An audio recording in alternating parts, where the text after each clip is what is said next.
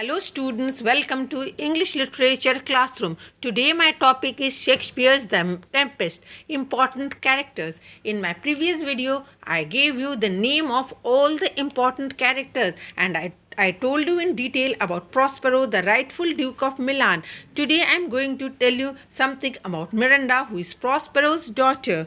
Miranda is one of the most charming feminine creation of Shakespeare. It is not only Ferdinand who thinks her to be goddess when he sees her for the first time. Even Alonso at the first sight of her says, "Is she the goddess that has served and brought us this together?"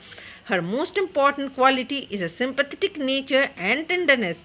Miranda's character is marked by Prospero when she was a little child. Her smiles were a source of great comfort and strength to her father.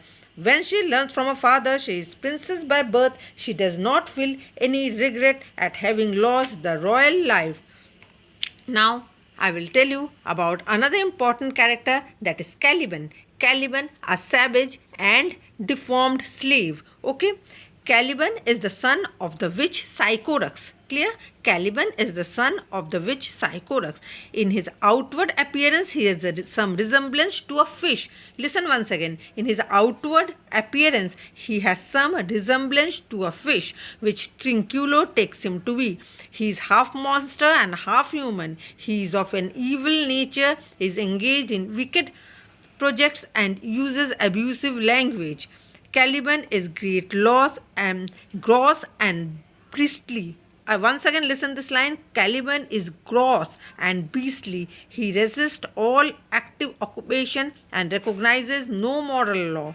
The manner in which he hatches the plot to kill Prospero in his sleep is clearly indicative of his cowardice. Next, I will tell you about Ariel. Okay, an eerie spirit. Okay, Ariel is not a human being, and spirit, it's a eerie spirit. Okay.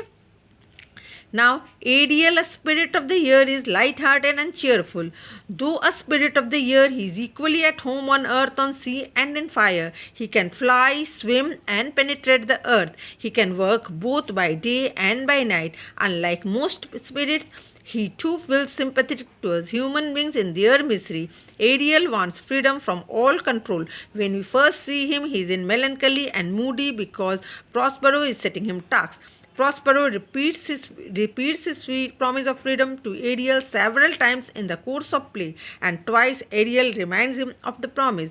Although Ariel loves freedom, he performs the duty imposed on him. He is proud of the manner in which he is able to carry out Prospero's command. Ariel is bound to Prospero by a feeling of gratitude, and he loves Prospero so far as love for any human being can enter into his being. He is on terms of great affection with his master. This music of Ariel works irresistibly on those who hear it. His music diminishes the fury and passion of the waves. Next, we have Alonso. Clear? Next, we have Alonso, who was the king of Naples.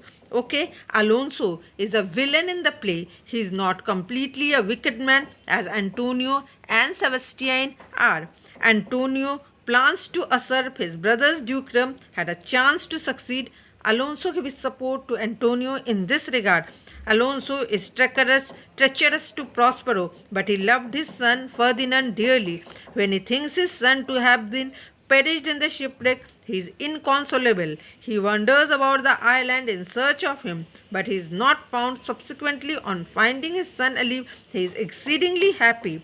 Alonso is not as bad as Antonio. Antonio and Sebastian are unscrupulous. Alonso becomes a rogue under the pressure of circumstance, while the other two are radically rogues. Up to this much. In my next video, I will continue with the characters. Okay, until then, goodbye.